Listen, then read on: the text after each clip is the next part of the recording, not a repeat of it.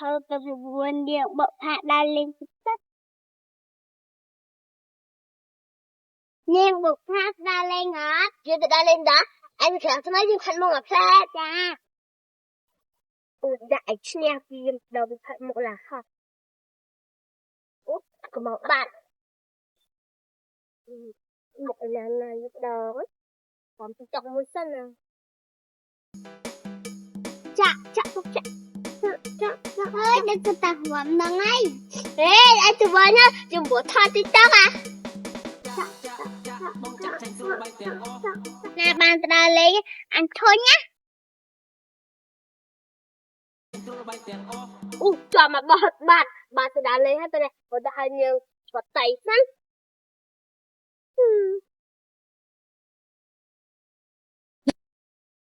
Hả? Ơi, anh cho mình một phe tốt đây luôn này. Thế không, đá lên đi. 100 những anh du bến mình được đi. Ui má ra lên thì chú nó ấy. Ta như là nhà thà hụt này khỏi tiếc hay. Ơi, đừng cục tròn. Tôi thật thường khỏng. Ta.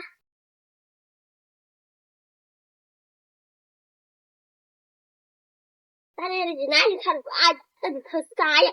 Thôi. Muối tí bậy. Tại thằng cho tao. Tại không phải là ta đó. Hả, hỏi ta đó. Muối tí bậy.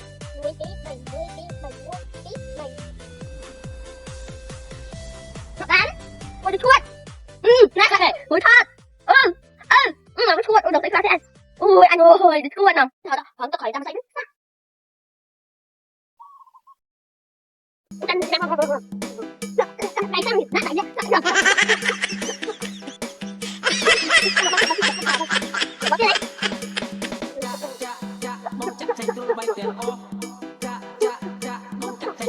Bắt to lên bán. Bán lý à. Mình. Ui, dừng rầm lồi vậy nè. Dương lâm pha chiên. Dừng lồi chiên. Dương lâm pha chiên. Dừng.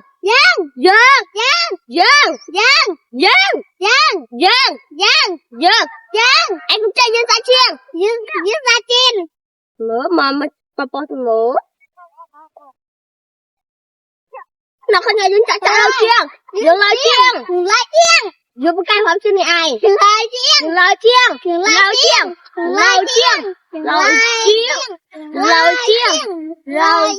Sạc lại. Nó anh mô. Không cái nó không mịt này. Cái này nó mày dùng chẹt vào nó. Nhưng mà nói vô, nó sau đó thì kè. Dù bắt xuống mày nó chẳng gì không. Được gì khó đó. Sau đó đó. Ủa mà bị tận không? Ủa Ơi, vô anh. không kìa tầm toàn ta. Ơi. Sao nhá? Cái tông một tiết á. Wow. Ủa nhưng mà quên đó. Anh đợi một tiết. Anh nhờ một tay bị thay cái sao? Lên một nó lại trẻ ai. Đánh cho bột ha. Ôi đùa. Ôi bạn ơi. Dòng tiết tuần mà nè. Hai cái này mình phải nằm rồi tức anh đã lên. Nó nhập rồi mà nó cứ tự động lên vui. Mặt gì mà ốp rồi. Thì nãy anh nói á. Việc đó gì. Rồi không sỏi. Nó cái như tay vậy này. Rồi em bắt đầu tôi rẽ nó. Cái thằng em cũng chạy này. Hai buổi anh ăn rồi. Mau kìa. Bao giờ làm rẽ đi á. Ủa gì được tay đó á. Cái đã tí anh ra là không. Ôi trời rẽ đưa tôi cho đó nè. Tại như đi nè đói. Chó.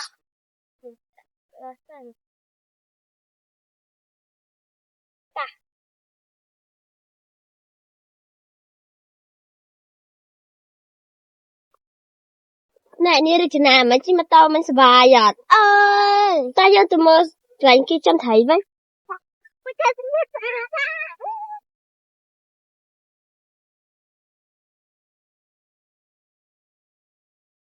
Ủa thì sẽ phép xa mà nè. Ủa một càn vừa là xa. Ôi trời. Ôi dừng dừng quên nè. Đến anh muốn không? Thì một tay luôn tăng lo bé sụp bùa á. Ủa rồi nữa. Ê, giật đông ấy. Ôi vậy là xa nữa rồi. Đi xa nữa này.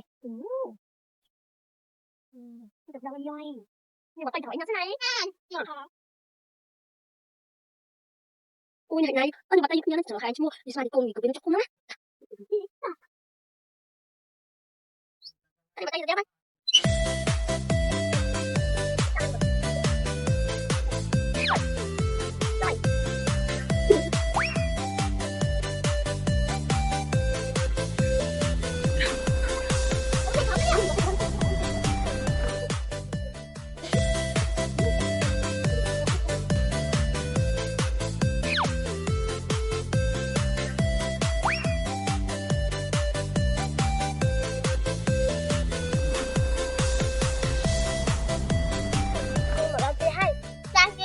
người tam kia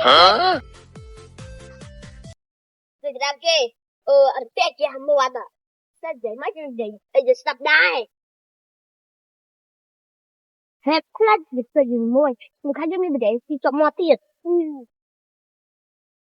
mà không có mà không hả tôi không bị đánh ra mới mà còn lại cái nó bị chè chẳng á luôn chè chè chứ không được mình là la ha có dở hơn á cái cái thơ đây má hả không ra cái thơ đây ở được mưa rương việt đó cái sao được cái vậy sao được ra luôn đó nó không tê rồi chỗ chạy nó được đó tôi chỉ được sự tê nhưng nhận cái nữa làm gì sao nữa có học được tiếng ba người có sao ông chắc cái nào